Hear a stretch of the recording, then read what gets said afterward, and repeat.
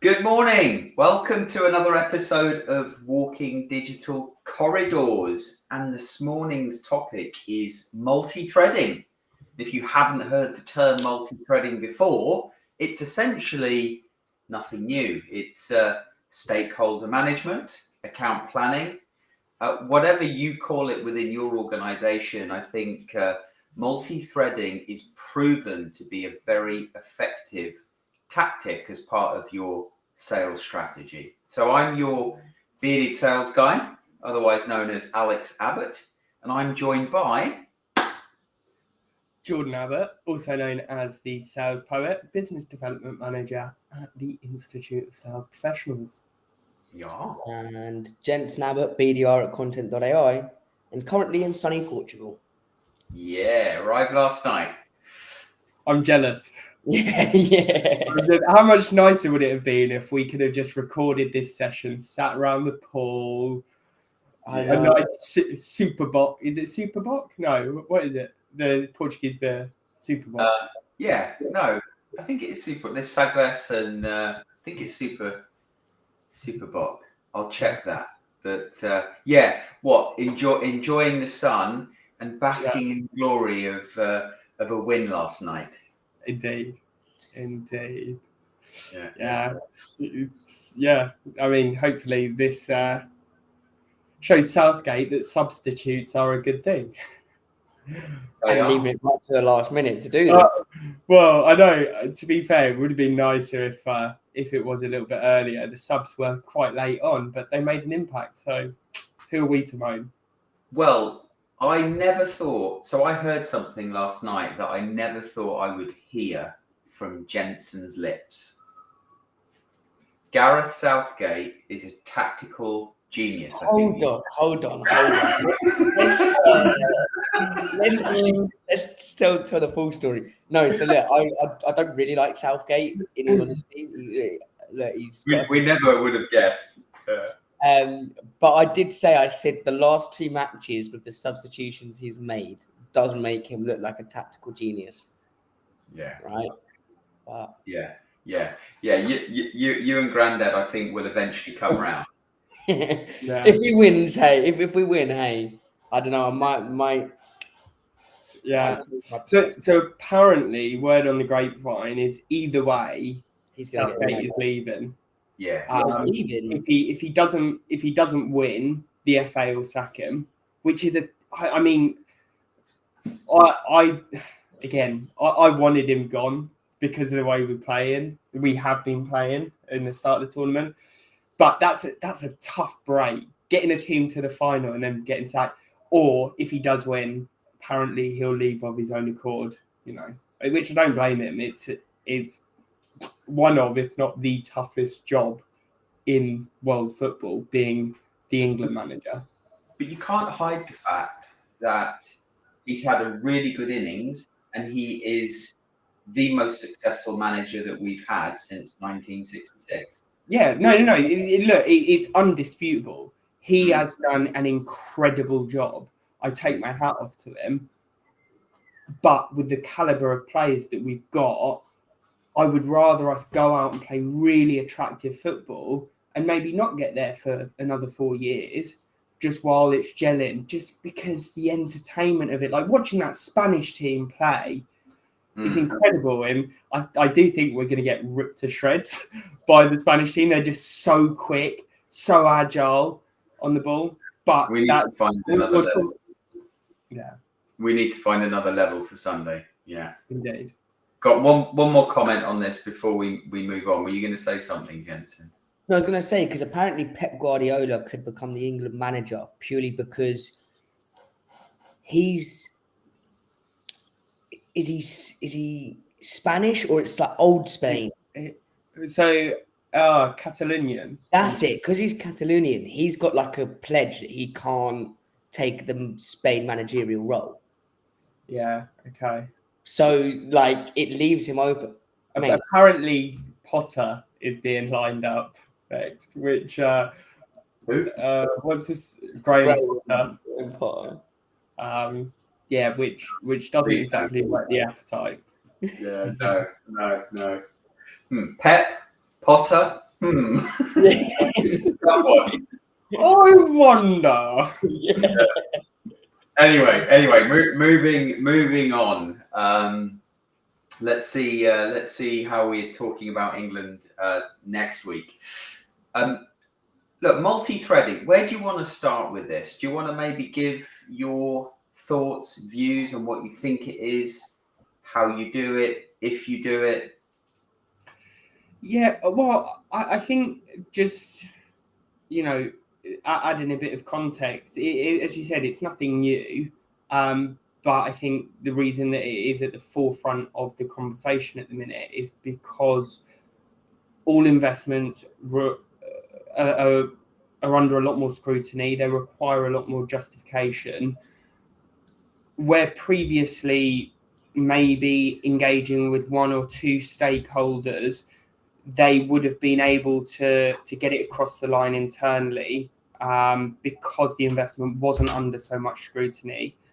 You've then got that layer of nervousness within stakeholders because they don't want to be the only name attached to a deal because it's too easy to follow the paper trail back to them if that investment doesn't work out. So then it's how much are they going to fight for this to build that consensus internally.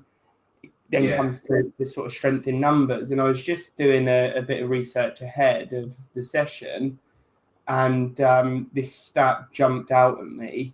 So stats show that the average win rate when only one or two stakeholders are involved is 8%. It jumps up to 39% when you're engaging 6 or more stakeholders. Interesting. And then is there another statistic going up from 6 or more? That's a good question. It doesn't go into more detail, but I will do a little bit of digging after the session. And what's the source of that research? So this is coming from Lead Genius. So where they don't actually show the original source, but again, let me do some more digging. Yeah. Following the session, and I will come back to you. Yeah, I mean, it would be good to know, but I think we all know that actually the more stakeholders you can engage within a deal, within a sales process that you can positively influence, the more likely you are to get the decision going your way. Now let's just kind of define multi-threading because I think it's important, right? So multi-threading in my mind, and tell me if you guys see it any differently. Multi-threading in my mind is where either a salesperson is effectively building relationships effectively with multiple stakeholders within the organization in which they want to do business with, but equally it is pairing off multiple people on the seller's side with relevant stakeholders on the buyer's side. So you've got this true multi-threading across multiple people within the seller and the buyer organization. Yeah, it's a really valid point, and something that I was going to say something that I think is overlooked, but something that I've certainly overlooked because as a seller, I've thought about how I can multi-thread, build relationships with various, but additionally, how can I leverage those other internal resources that can then also build relationships across? So yeah. Really good point. And actually, when we think about the importance of strategic networking and identifying the people both internally as much as externally, whether at the company in which you want to do business with or you're pulling in other partners, that list of people within your strategic network is so important when we think about multi-threading, because you can then start to measure the strength of relationship that you have with everyone within your strategic network.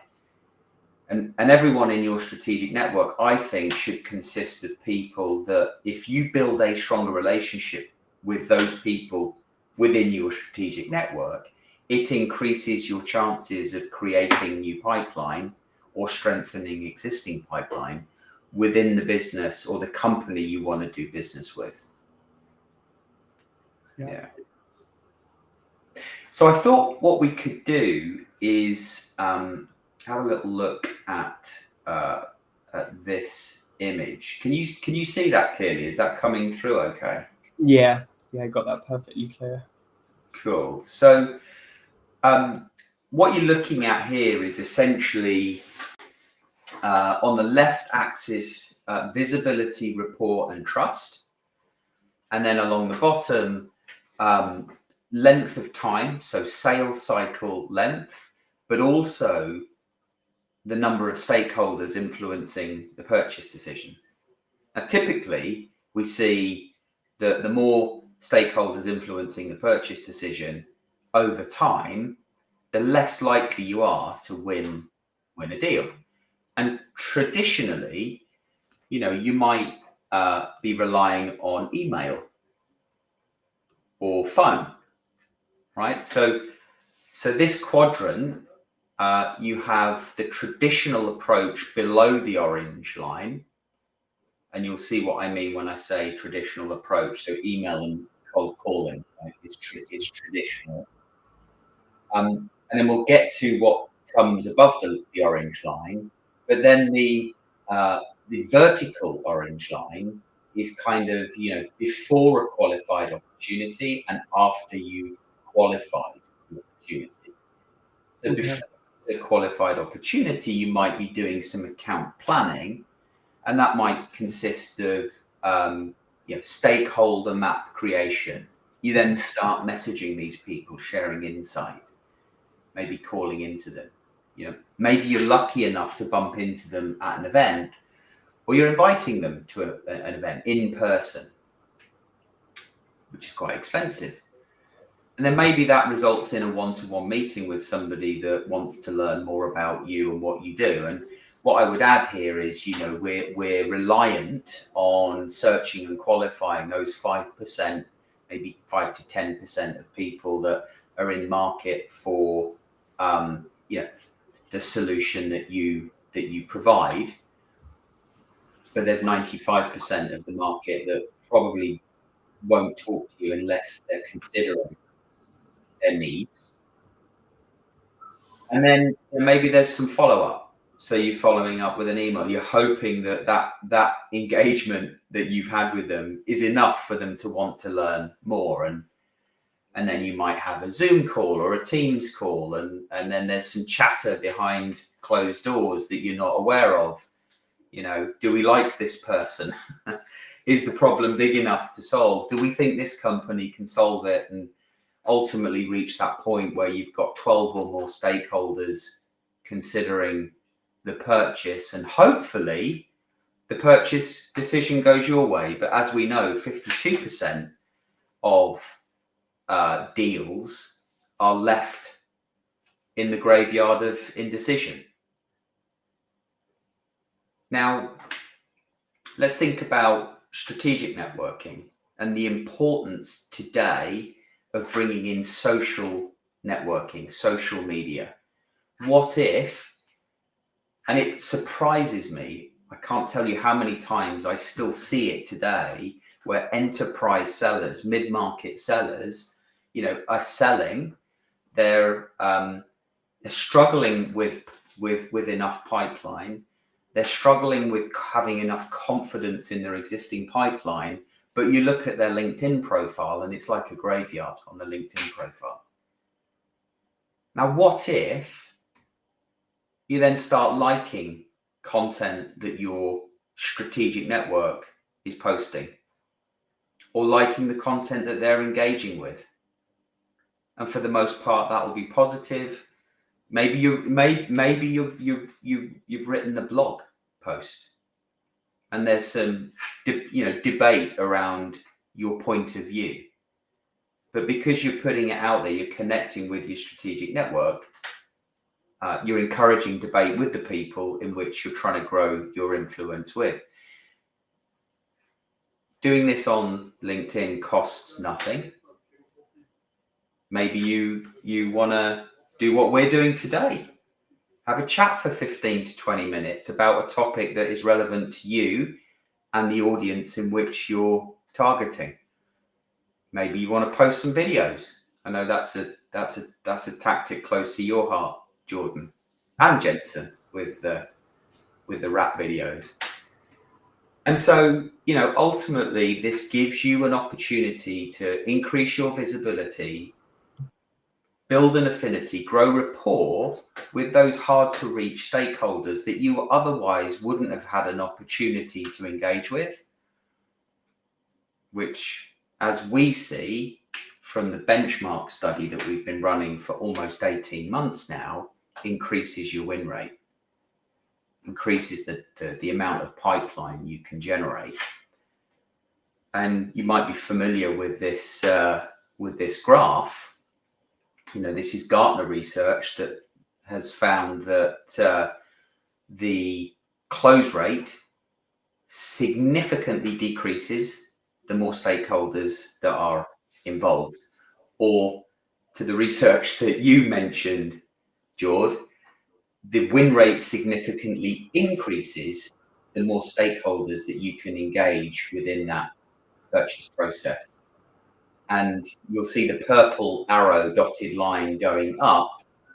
We see from the social selling benchmark that we've been running across our clients and associates, that when you follow the conversation operating system methodology, that you increase stakeholder engagement rate by more than 6 times in those active accounts.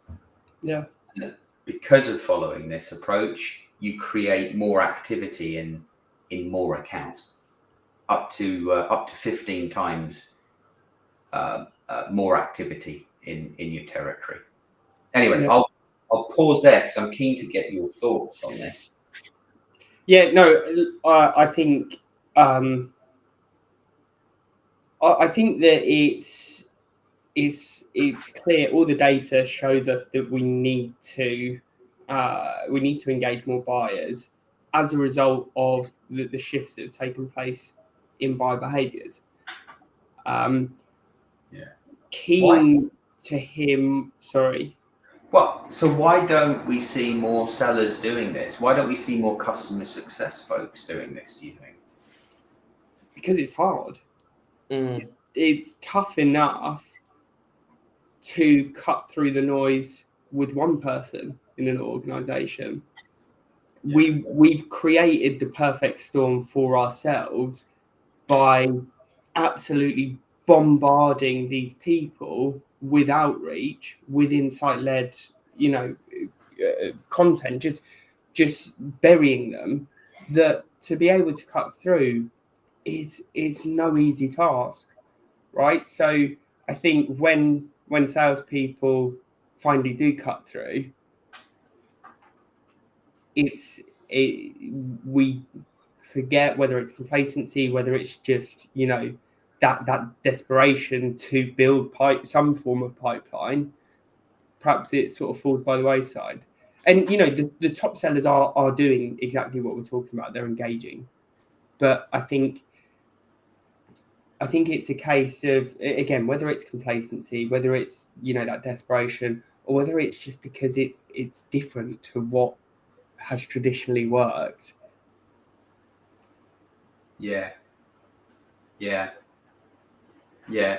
Could it be that what we've just talked about there is we call it the conversation operating system, but many will call it social selling, and there's a negative connotation attached to social selling, and therefore sellers don't think it's salespeople, I should say, don't feel like it's valuable. Although, couldn't you say those people that don't find it valuable are the ones that aren't doing it and haven't seen success?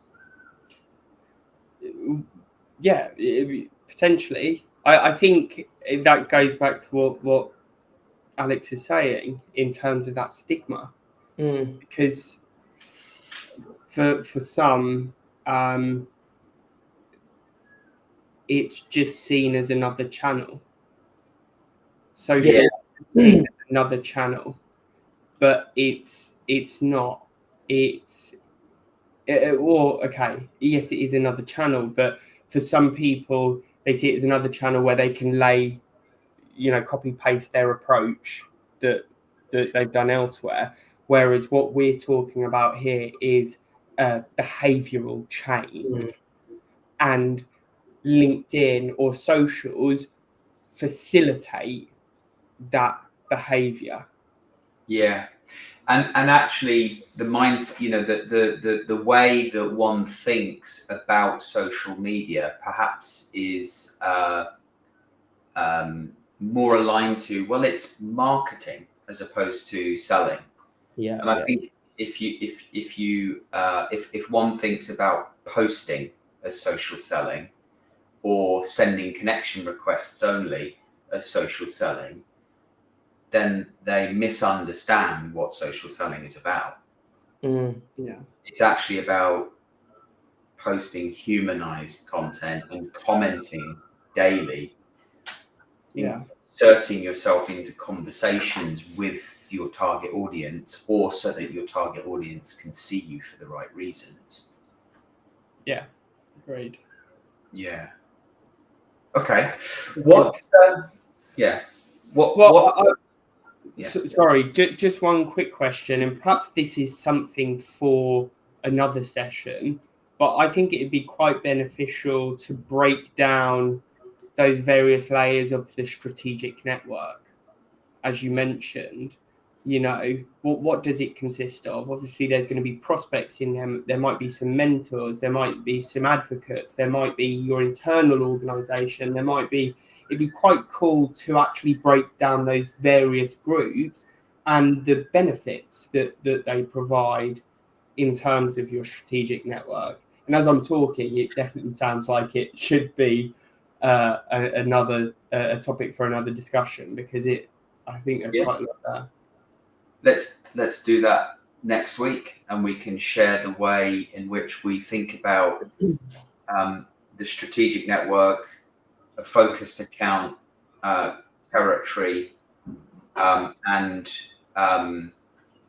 let's say influencers and micro influencers, or ways to get in front of your strategic network when your strategic network isn't posting anything. Yeah. Cool. Perfect.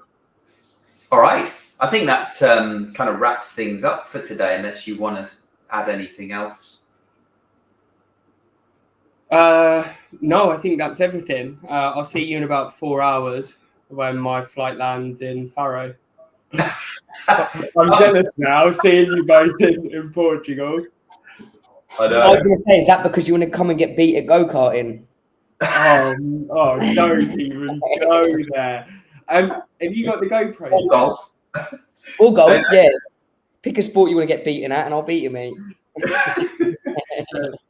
If you'd have said bodybuilding, weightlifting, or maybe football, I would have been like, okay, I'll give you that. But golf, go-karting, two sports I'm very confident. Okay, we'll see.